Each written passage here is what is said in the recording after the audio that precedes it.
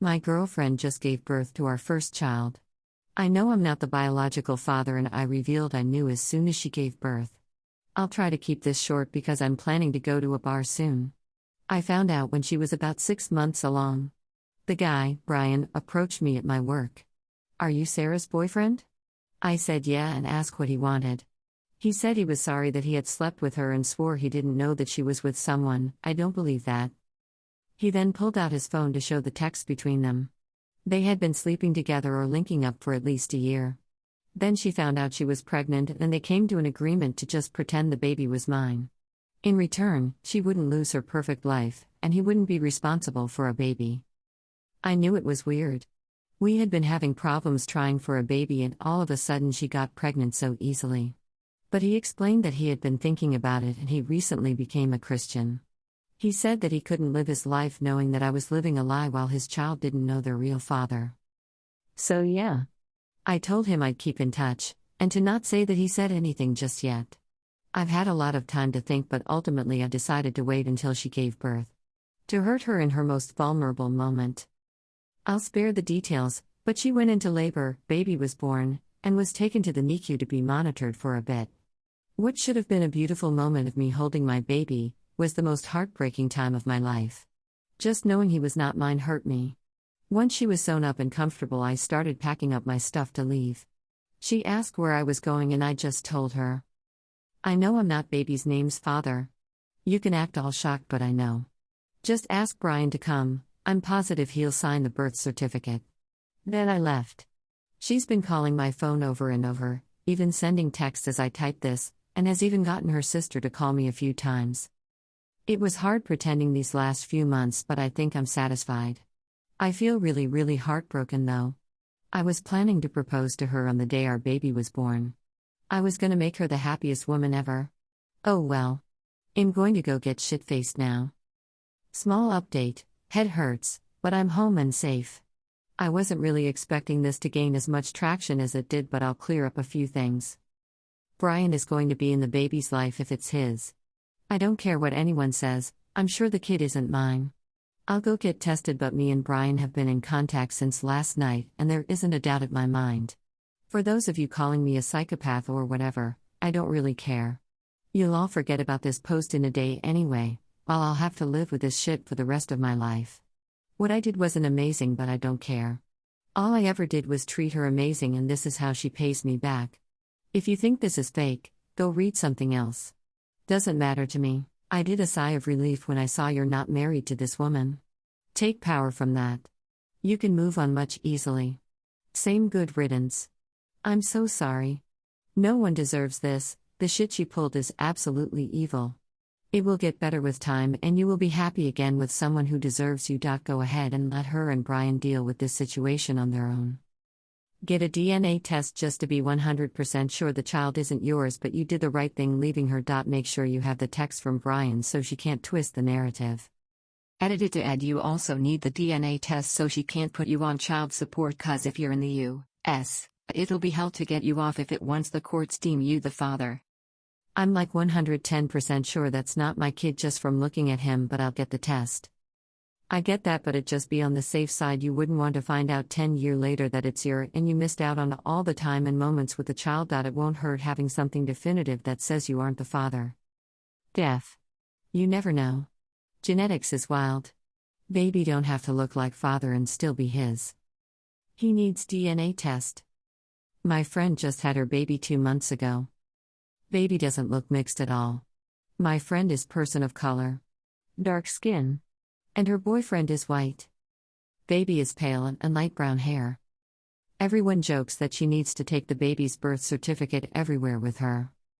My thing is other guys saying, "Oh, I didn't want to be involved with baby, so I'll put it on you." But then turns around and says, "I couldn't let you live like that, bro." So he just handed you shit on a tray, then said, "I'll let you handle it cause I'm still not trying to be involved." You got it, big dog? Lol, the way you worded it. Am I the butthole for calling my wife ridiculous for saying that she won't attend my family's Christmas over some stockings? My mom has a tradition for every Christmas, and that is to get custom stockings of her grandchildren's names, Cody, Mia, Sammy, Elena, etc., and hang those stockings near the fireplace. My wife and I have been together for 3 years. She has a son, my stepkid, from her former marriage. When she found out about the tradition Mom has, she said she expects my stepson to get his own custom stocking and be hanged along with the other kids' stockings. I asked my mom and she said that she loves her step-grandchild but does not feel comfortable yet to have a stocking of his name and gang it in her home.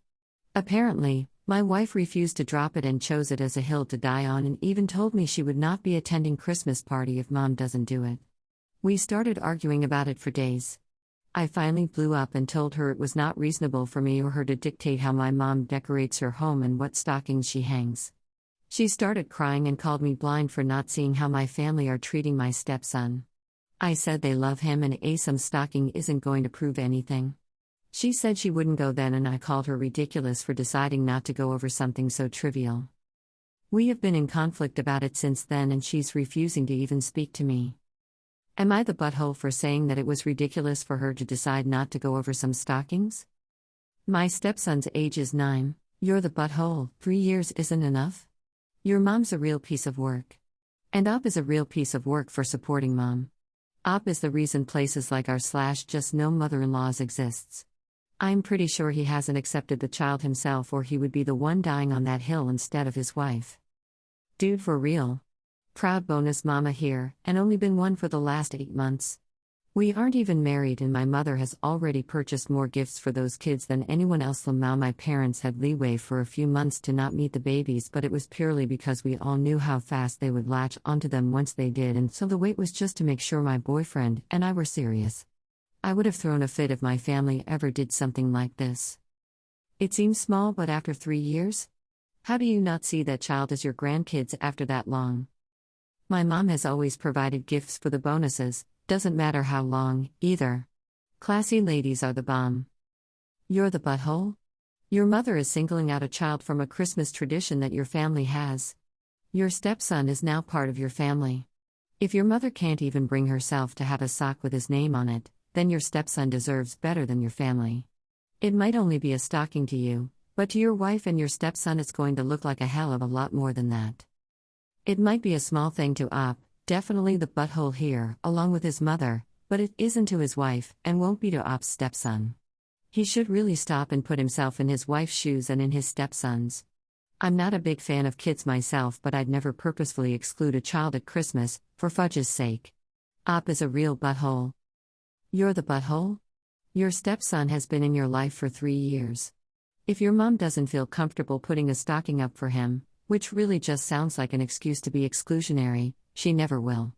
Your wife is 100% right here. Your stepson will absolutely feel very hurt and left out if all the other grandkids get a nice customized stocking and he gets nothing. It's not about a decorating choice, it's about excluding a kid. She also means this probably isn't the first Christmas he hasn't had a stocking, just the first one she's asking about. Am I the asshole because I am forcing my parents to choose between 2 options they loathe? I, female 38, have recently gotten a not great medical diagnosis and prognosis. I am at peace with it. So I have sat down with my husband and figured out my will. Obviously, he will be receiving most of the estate. He has to take care of himself and our kids.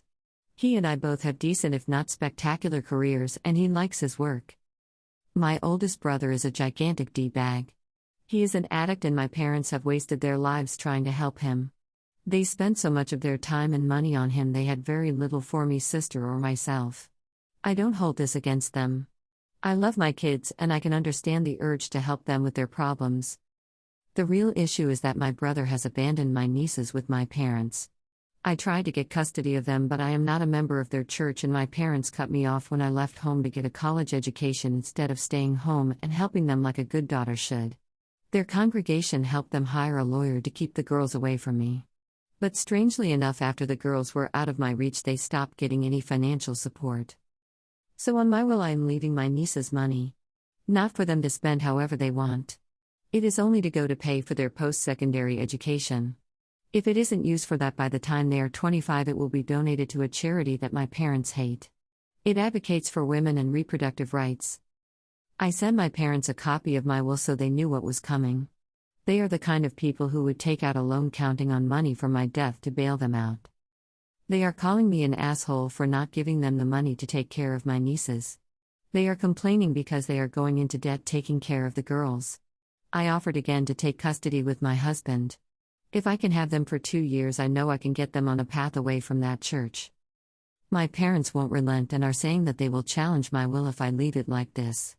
Good luck. My lawyer is confident that I have protected the money. I just heard from my brother. He is calling me an asshole for depriving his kids of help and forcing my parents into a shitty position. I asked him when the last time he sent them money to help with his kids was. He yelled obscenities and hung up. My husband supports my decision. But a lot of my family is calling me and asking me to help my parents with no strings attached.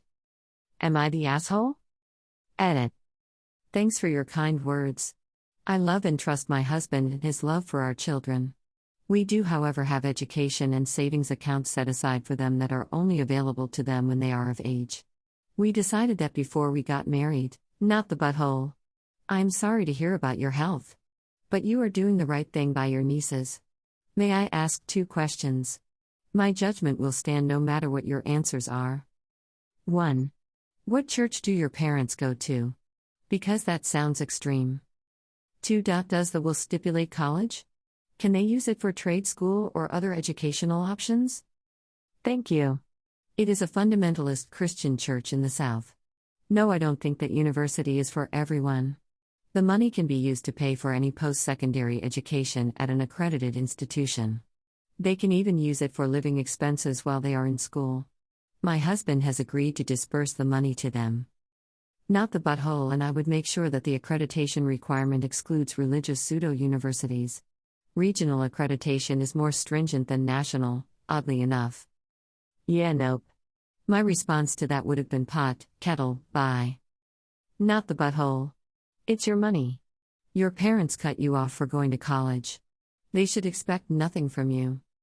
If your nieces are old enough to understand, I would tell them about the money and stipulations as well, because I could definitely see your parents not telling them about it at all to keep them home near their culty church. Not only are you not the butthole, but you are an absolute badass.